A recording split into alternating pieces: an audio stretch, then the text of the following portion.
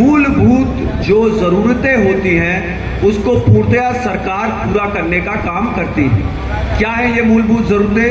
रोटी कपड़ा मकान, शिक्षा चिकित्सा, बिजली, ये सारी चीजें हमारी मूलभूत जरूरतें हैं। ये हमारी मूलभूत सुविधाएं हैं जिसके लिए किसी भी देश की सरकार को अपने नागरिकों के लिए ये व्यवस्थाएं सुनिश्चित करनी होती है। भारतीय जनता पार्टी ने पिछले 10 साल, जब 2014 में सत्ता में आई थी, तो इन 10 सालों में इन्हीं समस्याओं को जड़ से हटाने के लिए अपना कार्य किया है। साथियों, उदाहरण स्वरूप आदरणीय श्री नरेंद्र मोदी जी जब 2014 में इस केंद्र में आए तो उन्होंने लाल किले की प्राचीर से स्वच्छ भारत अभियान को शुरू किया।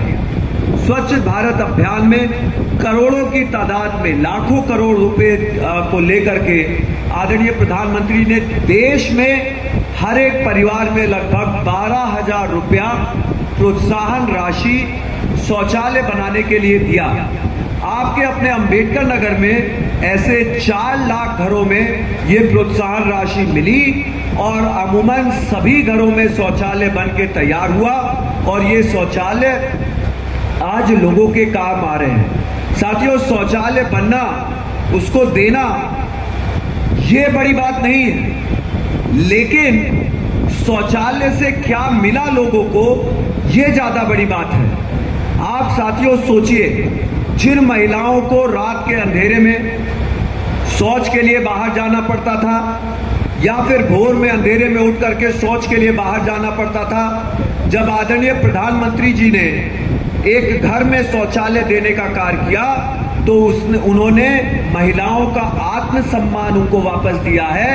उनको इज्जत घर दे करके आदरणीय प्रधानमंत्री जी ने उनको लज्जित होने से प्रोटेक्शन देने का काम किया है, बचाने का काम किया है। इसी प्रकार से साथियों, आज मैं लोकसभा में सदस्य हूं। अभी सन 2019 और 20 के अंदर लोकसभा में जब हम लोग बैठे हुए थे तो आदरणीय प्रधानमंत्री श्री नरेंद्र मोदी जी ने 2 बजट में, बैक टू बैक बजट में आदरणीय प्रधानमंत्री जी ने 4-4 लाख करोड़ रुपया जल जीवन मिशन के अंतर्गत हर घर नल योजना के तहत हमारे पूरे भारतवर्ष में देने का कार्य किया। आज साथियों, चाहे आप किसी भी ग्राम सभा से आते हो, आपकी ग्राम सभा के अंदर, और इस ना सिर्फ आपके ग्राम सभा के अंदर, बल्कि ना सिर्फ आपके ब्लॉक के अंदर, बल्कि ना सिर्फ आपके जिले के अंदर, बल्कि पूरे के पूरे देश में ऐसी कोई ग्राम सभा नहीं है जहां पे इस समय पाइप से माध्यम से पानी पहुंचाने के लिए और टंकी बनाने के लिए कार्य न चल रहा हो। साथियों, आप लोगों को मैं आज ये भी याद दिलाना चाहता हूं कि अभी 5 साल पहले चाहे विधायक हो, सांसद हो, क्षेत्र पंचायत सदस्य हो, बीडीसी हो, प्रधान हो या फिर जिला पंचायत सदस्य हो, सबके पास बड़ी बड़ी लाइनें लगती थी। लोग वहां पे गिड़गिड़ाते थे, कहते थे भैया हमें हैंडपंप दिला दीजिए, हमारे पास हैंडपंप नहीं है, और बगल के घर में जाना पड़ता है भरने के लिए। और अगर वो कहीं हमसे रुष्ट हो जाते हैं तो पता चलता है कि हत्ता ही उसका हटा देते हैं हैंडपंप का और कहते हैं तुम्हें पानी न भरे दे, तुम्हें ज्यादा बोलत है, तुम्हें पानी न भरे दे। इस प्रकार से लोगों को लज्जित होना पड़ता था। आप स्वयं सोचिए साथियों, पानी जैसी मूलभूत आवश्यकता जिसके बिना हम अपना जीवन यापन नहीं कर सकते, उसे प्राप्त करने के लिए किसी के सामने जाके गिड़गिड़ाना पड़े और यदि उसके दबाव में रहना पड़े कि अगर हम इसकी नहीं सुनेंगे तो ये हमें पानी से वंचित कर देंगे, इस दबाव में रहना कितनी लज्जा की बात होती होगी, कितना ज्यादा आत्मसम्मान एक व्यक्ति का गिरता होगा। लेकिन आदरणीय प्रधानमंत्री श्री नरेंद्र मोदी जी ने इस आत्मसम्मान को वापस लौटाने का कार्य किया है। 8 लाख करोड़ रुपए की लागत से आज गांव-गांव में बड़ी बड़ी पानी की टंकियां बन रही हैं, घर घर पाइप से पानी पहुंचने का कार्य कर रहा है। देश के 140 करोड़ लोगों तक स्वच्छ जल पहुंचाने के लिए भारतीय जनता पार्टी की डबल इंजन सरकार रातों दिन एक करके देश के 140 करोड़ लोगों के पास पानी पहुंचाने में सफल लगभग हो गई है। साथियों, चंद ही महीनों में आपके गांव में भी पाइपें लगी गई है, लगी कि नहीं लगी है, और टंकियां बनी रही हैं, और बहुत ही जल्द आपके घरों में पानी आएगा। आप सोचिए साथियों कि 140 करोड़ लोगों के घरों में जब पानी पहुंचाना लोग कहते थे कैसे पहुंची, आदरणीय भारतीय जनता पार्टी की सरकार ने इसको जमीन पे करके दिखाया है, और यही विकसित भारत की परिकल्पना है। जब हम कहते हैं कि हमें विकसित देश चाहिए साथियों, तो विकसित देश वही देश होता है जो अपने नागरिकों को बिजली, पानी, आवास, ये सारी सुविधाएं दिलाने में सफल रहे। मुझे आपको बताते हुए बड़ा हर्ष होता है कि हमारे अपने अंबेडकर नगर जिले के अंदर 70,000 से ज्यादा प्रधानमंत्री आवास योजनाएं बांटने का कार्य भारतीय जनता पार्टी की पिछले 5 सालों में सरकार ने किया है। साथियों, अपने अंबेडकर नगर में 7 लाख से ज्यादा आयुष्मान कार्ड भारतीय जनता पार्टी की सरकार ने पिछले 5 सालों में बांट करके आज गरीबों की स्वास्थ्य चिंताओं पर विराम लगाने का कार्य किया है। ये उपलब्धि आदरणीय प्रधानमंत्री और भारतीय जनता पार्टी की है। साथियों, देश हमारा विकास के पथ पर है, और विकास साथियों इसी पैमाने पे तौला जाता है कि हमारे नागरिकों के पास क्या सुविधाएं सरकारें उपलब्ध करा रही हैं। चाहे 80 करोड़ लोग देश के आज मुफ्त में राशन पा रहे हो, या फिर साथियों 3 करोड़ से ज्यादा महिलाओं को उज्ज्वला योजना के तहत फ्री में गैस सिलेंडर मिलने का कार्य हुआ हो, या फिर साथियों होली में फ्री में गैस भरवाने के लिए जिनको उज्ज्वला योजना का लाभ मिला था उसके लिए व्यवस्था हो। ये सारी की सारी चीजें भारतीय जनता पार्टी ने करके दिखाया। साथियों, विधानसभा के चुनाव में भारतीय जनता पार्टी ने कहा था कि हम किसानों का बिजली का बिल माफ करेंगे। आज बिजली का बिल माफ हुआ है। भारतीय जनता पार्टी ने कहा था कि हम किसानों को गैस सिलेंडर मुफ्त में देंगे होली में उज्ज्वला योजनाओं के लाभार्थियों को मुफ्त में गैस सिलेंडर पुनः भरवाने का कार्य किया गया, और दिवाली में भी इसको पुनः किया जाएगा। इस प्रकार से इस बात का यह सबूत है कि भारतीय जनता पार्टी जो कहती है वो करने का कार्य करती है, और आज आप उसी से प्रभावित होकर के भारतीय जनता पार्टी की सदस्यता को ग्रहण करने जा रहे हैं। साथियों, तमाम लोग आपके बीच में आएंगे और वो बोलेंगे कि भाइयों बाकी सब तो ठीक है, मोदी जी सब दे रहे हैं। अरे भैया, अब तो सब लोग राशनवे पे बिकत हैं। लोग जो ऐसा कहते हैं वो उस गरीब को अपमानित करते हैं जिसके पास कुछ नहीं है, जिसकी कोई सुध नहीं लेता है। जिसके पास खाने को है उसके मुंह से बड़ी आसानी से निकल जाएगा कि भैया वोटवा तो फ्री के राशन में चला जात बाय। उनके लिए कितना आसान है कहना, लेकिन जिस गरीब को मुफ्त का राशन मिल रहा है, आप उसके दिल से पूछिए कि उसका कम से कम नहीं तो 500-600 रुपया उसका प्रति माह अगर बचता है साथियों, तो ये कितनी बड़ी उपलब्धि उन लोगों के लिए है। साथियों, तमाम हमारे लोग ये कहेंगे सब तो ठीक है, विपक्षी लोग कहेंगे लेकिन नौकरियों का क्या हो रहा है। मैं आपको बताना चाहता हूं साथियों,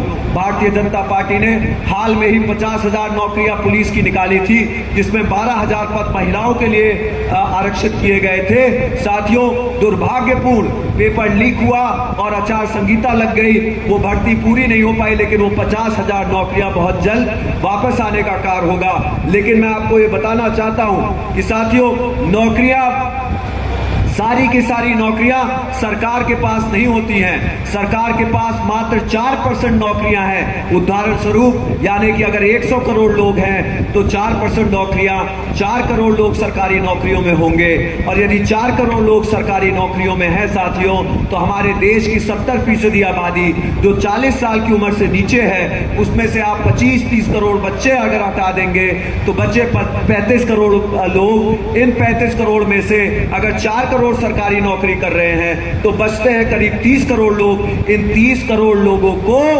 कहीं ना कहीं या तो स्वरोजगार में आना पड़ेगा और या तो फिर सरकार ऐसा अनुकूल माहौल बनाए कि नए नए उद्योग लगने के कार्य हो, और वो अनुकूल माहौल भारतीय जनता पार्टी बनाने का कार्य कर रही है। आपको ज्यादा दूर नहीं जाना है, यही कटका की तरफ आप रुख करिए।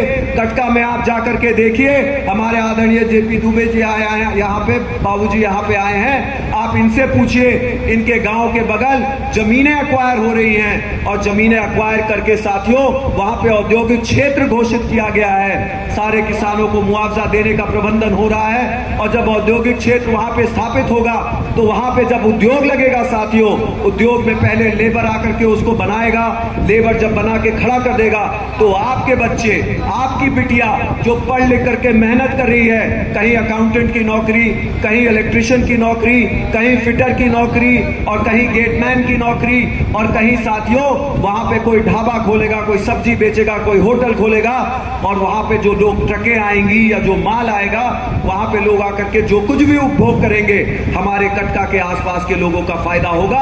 कटका की आर्थिक व्यवस्था और बेहतर होने का कार्य होगा, और सभी को उसका लाभ मिलने का कार्य होगा। और ये अकेले कटका का नहीं साथियों, इसका असर सीधे जलालपुर तक आएगा, और जलालपुर के कोने कोने तक जाएगा, पूरे जिले पे जाएगा।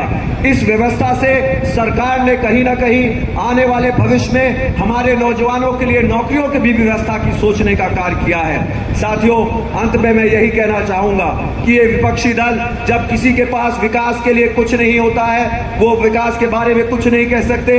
जब किसी के पास नौजवानों के लिए कोई मुद्दा नहीं है तो साथियों अंत में वो अंग्रेजों वाली राजनीति पे उतर आते हैं। क्या है अंग्रेजों वाली राजनीति? फूट करो और राज करो साथियों, फूट करो और राज करो।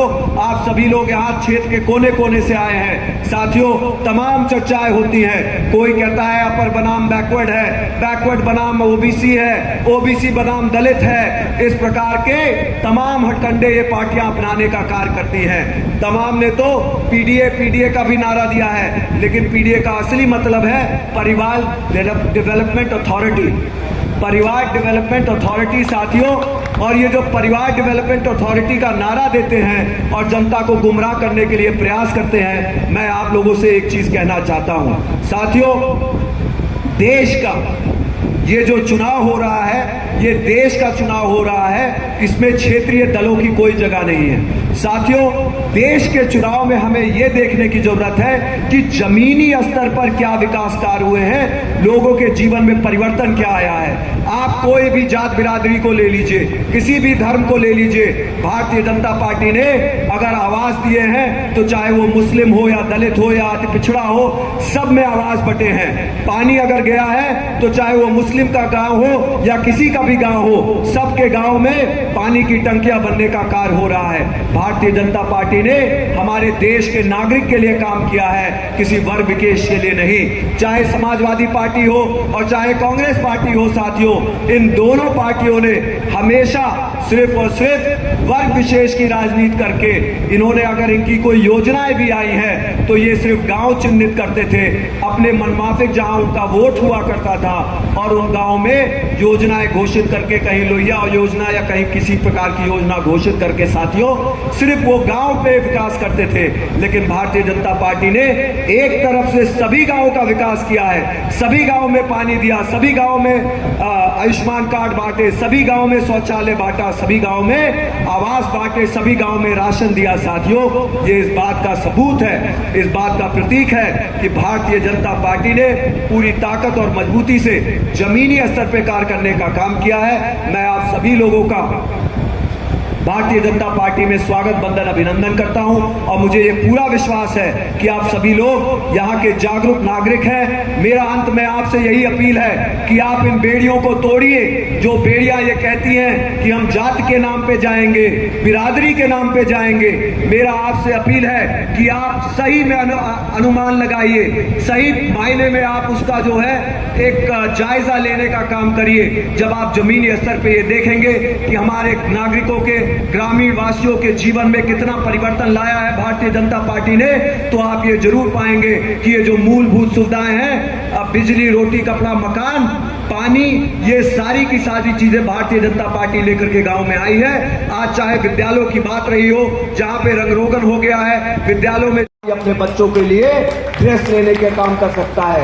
ये व्यवस्थाएं भारतीय जनता पार्टी ने की है और भारतीय जनता पार्टी का एक मोटो रहा है, एक उद्देश्य रहा है कि भ्रष्टाचार बिना हम जनता तक सारे लाभ पहुंचाने में सफल रहें। और यही मेरा आपसे निवेदन है कि आप जब उस पोलिंग बूथ पे जाएंगे या जब आप चट्टी चौराहे पे बैठते हैं तो आप अपने हृदय के अंदर झांक करके देखिए और सच्चाई में आप पाएंगे कि भारतीय जनता पार्टी ने इस देश के लिए काम किया है, ना कि किसी वर्ग विशेष के लिए। इस देश को आगे पहुंचाने के लिए कार्य किया है। इससे मेरा आपसे निवेदन है कि भारतीय जनता पार्टी देश को विकसित बनाने के लिए कार्य कर रही है। भारतीय जनता पार्टी देश के पक्ष में खड़ी हुई है और ये जो दूसरी राजनीतिक दल हैं, समाजवादी पार्टी और अन्य दल, ये देश में फूट करो और राज करो के उद्देश्य से सिर्फ और सिर्फ अपने लाभ के लिए देश के विरोध में खड़ी हुई है। आपको देश के पक्ष में रहना है साथियों, देश के साथ खड़े होइए, देश के हाथों को मजबूत करिए। सन 2047 तक भारत को विकसित बनाने के लिए आप अपना अमूल्य वोट कमल के निशान पर 25 मई को देकर के आप आदरणीय प्रधानमंत्री और नरेंद्र मोदी जी को और भारतीय जनता पार्टी को मजबूत करने का कार्य करें। बहुत बहुत धन्यवाद। जय हिंद, जय भारत।